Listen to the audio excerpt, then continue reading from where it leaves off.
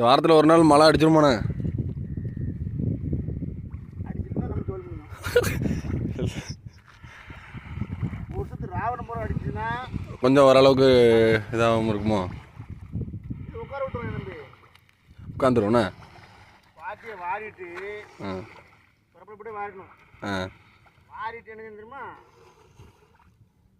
கோடு தண்ணி வச்சுட்டு கோடு போடாமல் விட்டுருணும். அப்படியே தண்ணியை மட்டும் வச்சு விட்ருணும். நாளைக்கு கோடு போடாமல் விட்டுருணும்.